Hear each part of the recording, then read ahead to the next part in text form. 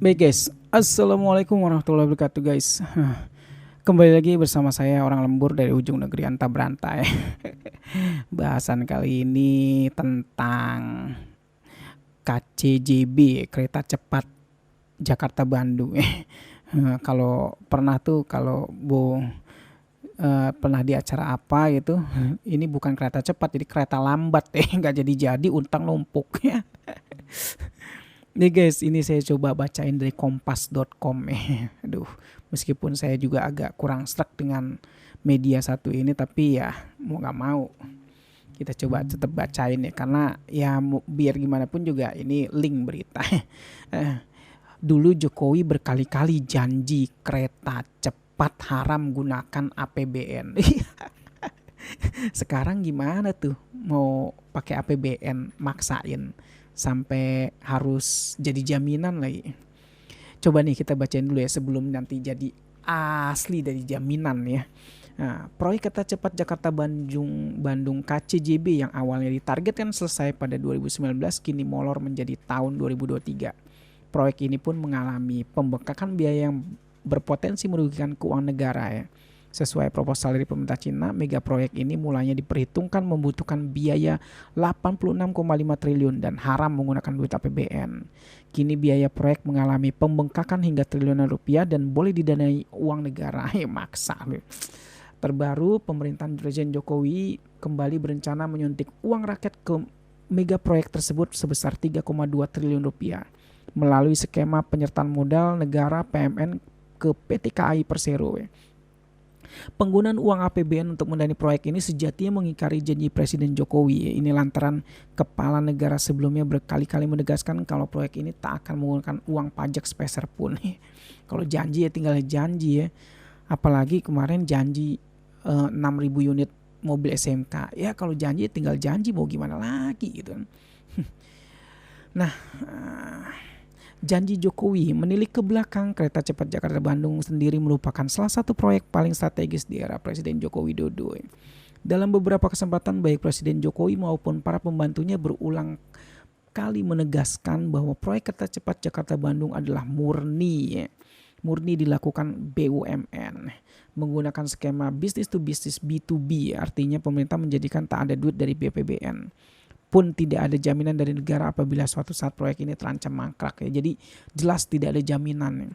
Biaya investasi sepenuhnya berasal dari modal anggota konsorsium dan pinjaman dari Cina. Dana juga bisa berasal dari penerbitan obligasi perusahaan ya.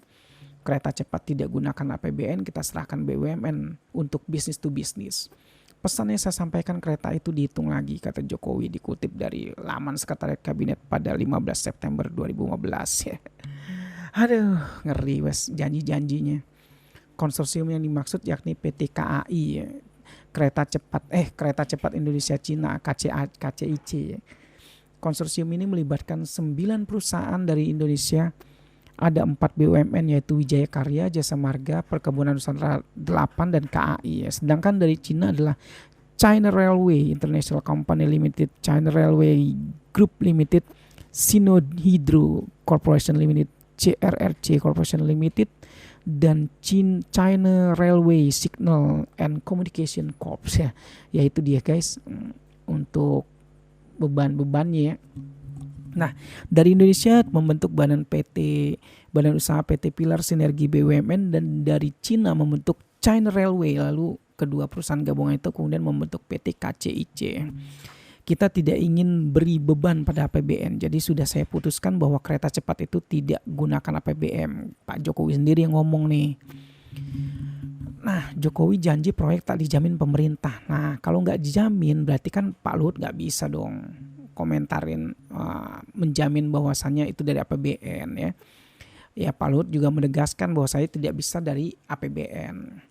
Jokowi janji proyek tak dijamin pemerintah. Jokowi menegaskan jangankan gunakan uang rakyat, pemerintah bahkan sama sekali tidak memberikan jaminan apapun pada proyek tersebut. Apabila di kemudian hari bermasalah, ingat ya guys, apabila bermasalah gak ada jaminan ya. Hal ini karena proyek kereta cepat penghubung dua kota berjarak sekitar 150 km tersebut seluruhnya dikerjakan konsorsium BUMN dan perusahaan Cina dengan peruntungan bisnis ya, tidak ada penjaminan dari pemerintah. Oleh sebab itu saya serahkan kepada BUMN untuk melakukan yang namanya B2B bisnis, tegas Jokowi kala itu ya. Mantan Gubernur DKI Jakarta itu mengingatkan bahwa hitung-hitungan ekonomi proyek pembangunan kereta api cepat Jakarta-Bandung yang diperkirakan menelan investasi 70 triliun rupiah sampai 80 triliun rupiah itu sangat jelas ya. Dalam proyek kereta cepat Jakarta-Bandung, Cina menggelontorkan utang yang sangat besar. Plafon pengembalian ditetapkan 40 tahun dengan bunga sebesar 2%. Karena banyak perusahaan Cina yang terlibat di dalamnya, maka banyak komponen hingga tenaga kerja juga didatangkan dari sana. Meski besarannya peranan Beijing proyek itu, Jokowi berujar Cina tak bisa mendikte Indonesia dalam proyek kereta cepat Jakarta-Bandung ya. Jadi nggak boleh didikte nih guys. Proyek pada awal sebelumnya digadang-gadang akan digarap oleh Jepang ya. Jangan mentang-mentang bawa uang dan teknologi terus mau ngatur-ngatur kita, ya nggak gitu. Memang harus seperti itu. Jangan juga terlalu ikut dan setir oleh investor. Nggak mau saya. Ya Pak Jokowi sendiri yang ngomong ya. Bukan macem-macem nih.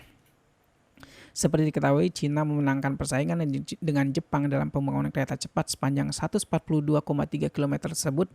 Saat itu kata dia Jepang mengajukan proposal dengan nilai 6,2 miliar dolar AS, sedangkan Cina mengajukan 5,5 miliar dolar AS ya.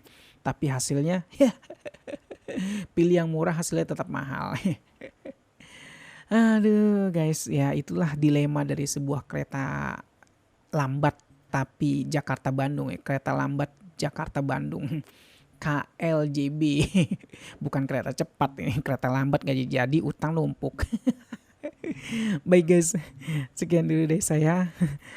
Dari ujung negeri anta beranta, sebuah kritikan nyelekit tapi juga bisa menyentuh hati. Ya semoga bisa menjadikan mata hati rakyat terbelalak bahwa ini negara sedang lagi sibuk-sibuk yang ngurusin utang. Guys.